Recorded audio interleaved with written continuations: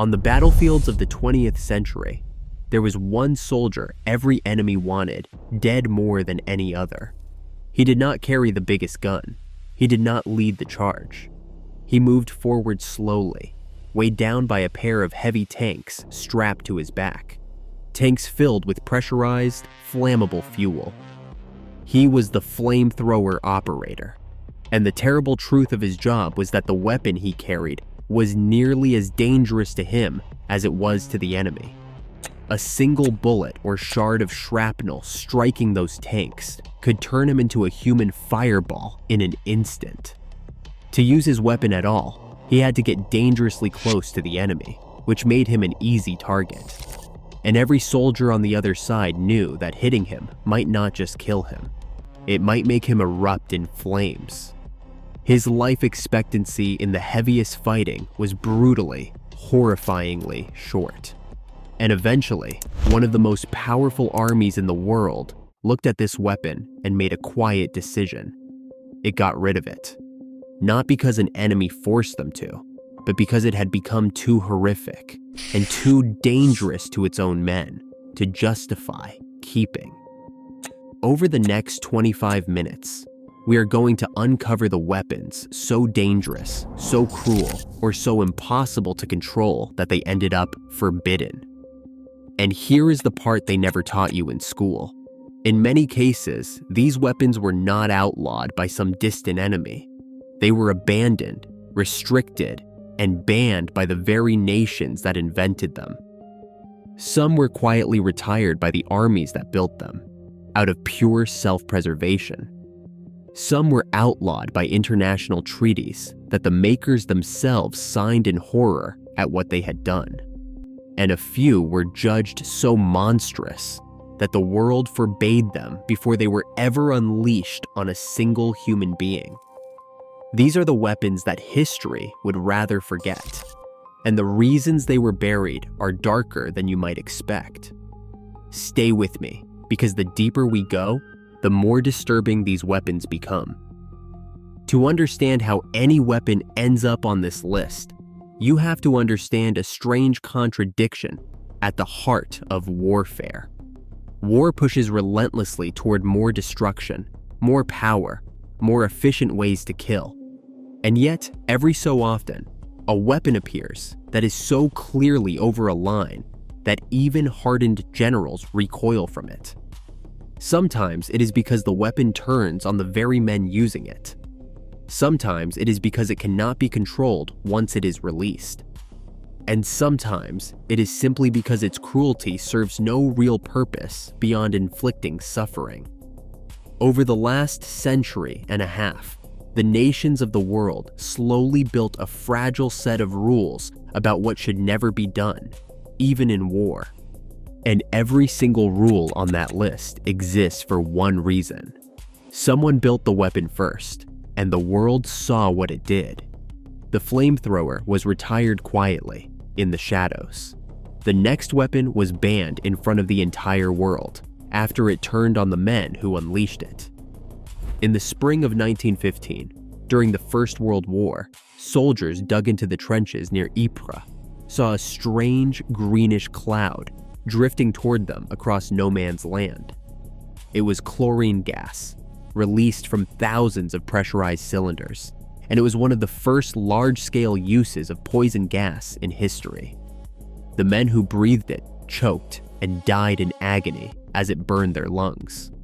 But poison gas had a fatal flaw that made it as treacherous to its user as to its target. It depended entirely on the wind.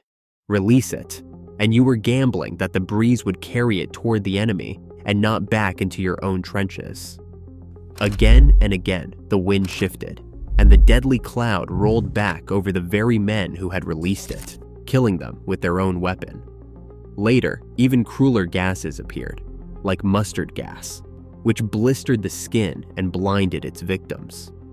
By the end of the war, so many soldiers on all sides had suffered, and the memory was so horrifying that the nations of the world came together in 1925 and signed the Geneva Protocol, banning the use of chemical weapons in war. It was a ban signed, remarkably, by many of the very countries that had used gas themselves.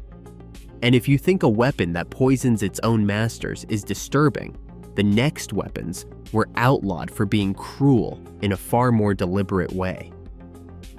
Long before poison gas, nations had already drawn a line, and they had drawn it around something as simple as a bullet. In 1868, in one of the earliest arms control agreements ever made, a group of nations signed the St. Petersburg Declaration. It banned small exploding bullets, rounds designed to detonate inside a human body. The reasoning was chillingly logical for its time. A bullet, they argued, only needs to disable a soldier and take him out of the fight.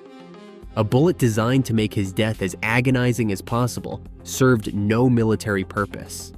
It was cruelty for its own sake. But the story of the forbidden bullet did not end there. Decades later, the British, fighting colonial wars, developed a new kind of round at an arsenal called Dum-Dum, near Calcutta in India. These bullets were designed to expand and mushroom on impact, tearing enormous, devastating wounds. They became infamous as Dum-Dum bullets. The horror they caused was so great that in 1899, the Hague Convention banned the use of expanding bullets in warfare between nations. To this day, soldiers are forbidden from firing these rounds at each other, even though very similar bullets are used by police and hunters around the world. These weapons were not outlawed because they failed to work. They were outlawed because they worked far too horribly. As technology advanced, an entirely new kind of nightmare became possible. A weapon designed not to kill a soldier, but to take something from him that he could never get back. Engineers realized that lasers could be built powerful enough to permanently burn out the eyes of enemy troops. These weapons would not necessarily kill. They would leave their victims alive, but blind, sightless for the rest of their lives. Some of these blinding laser weapons were actually developed and tested. But the vision of future battlefields filled with thousands of permanently blinded men was so horrifying that the world did something almost without precedent. It banned the weapon before it was ever used in a real war. In 1995, the United Nations adopted a protocol specifically outlawing laser weapons designed to cause permanent blindness. It stands as one of the only times in history that humanity looked at a weapon, understood exactly what it would do, and forbade it in advance, before a single soldier had ever been blinded by one in battle. But at least the laser can be switched off. The next weapons could never be called back once they were released. Some weapons are dangerous because they cannot be controlled at all, and the most terrifying of these are the ones that are alive. During the Second World War, Britain began secretly experimenting with anthrax, one of the deadliest bacteria known to man. To test whether it could be used as a weapon, they chose a small, uninhabited island off the coast of Scotland called Gruinard. There, they detonated bombs packed with anthrax spores, and the test animals, a flock of sheep, died within days. But then came the lesson that would haunt everyone involved. The contamination did not go away. The anthrax spores soaked into the soil and remained lethal for decades. The island was sealed off completely, declared too dangerous for any human being to set foot on. It stayed that way for nearly 50 years, a poisoned no-go zone, until a massive decontamination effort finally cleaned it in the late 1980s. The message was clear and chilling. A biological weapon, once released, could poison the land for half a century, and could just as easily spread to your own people as to the enemy. The danger was so uncontrollable that in 1972, the nations of the world signed the Biological Weapons Convention, one of the first agreements ever to ban an entire category of weapon outright, and to demand that existing stockpiles be destroyed. And yet, even weapons that could be controlled were sometimes judged too cruel to use freely. There was a weapon that fell from the sky as liquid fire. Napalm was a thick, sticky, burning gel that clung to whatever it touched, skin included, and could not easily be put out. In the wars of the 20th century, it proved devastatingly effective. But its effects on the human body were so appalling, and it was so indiscriminate when used near towns and villages, that international pressure slowly built to control it. In 1980, a United Nations protocol restricted the use of incendiary weapons, like napalm, against civilian areas. It was another line drawn in the long, grim ledger of warfare. The recognition that some ways of burning a human being alive were simply too cruel to unleash on the innocent. But napalm, at least, stopped burning eventually. The final weapons on this list are the ones that never stop killing at all. The cruelest weapons of all may be the ones that keep killing long after the war itself is over. Anti-personnel landmines were designed with a brutal logic.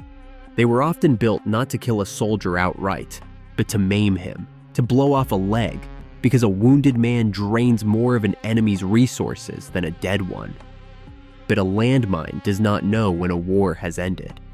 It waits in the ground, patient and silent, for years and even decades. And the people who eventually step on it are very often not soldiers at all. They are farmers walking their fields, and they are children at play. The Soviet butterfly mine was especially monstrous in this way. It was small and green, with little wings, and it looked almost like a toy. Children who found them scattered on the ground sometimes picked them up and lost their hands or their lives. These weapons even threatened the armies that laid them, who could stumble back into their own forgotten minefields. The horror of a weapon that goes on murdering civilians for generations pushed most of the world's nations to sign the Ottawa Treaty in 1997, banning anti-personnel mines entirely.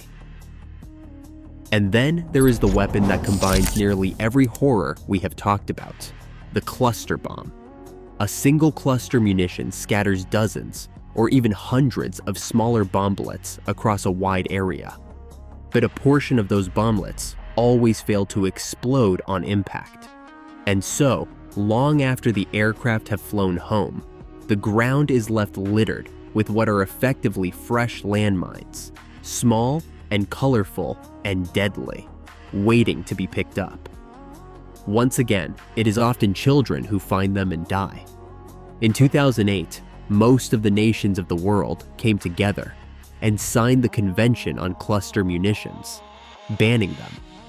But here is the sobering twist that runs beneath this entire story. Several of the most powerful military nations on Earth refused to sign that treaty, just as some refused to sign the landmine ban, which means that these weapons, condemned by the majority of humanity as too cruel to ever use, still sit in the arsenals of the world's great powers to this very day. That is the uncomfortable thread that ties every weapon on this list together. From a flamethrower that could incinerate the man carrying it, to gas that turned on its masters with a shift in the wind, to bombs that go on killing children decades after peace was declared. Each of these weapons crossed a line that even nations locked in war decided should not be crossed.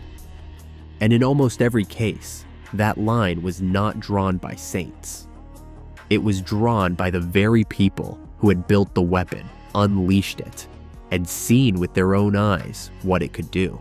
The flamethrower, poison gas, the exploding and expanding bullet, the blinding laser, the anthrax bomb, napalm, the landmine, and the cluster bomb are the weapons the world tried to bury.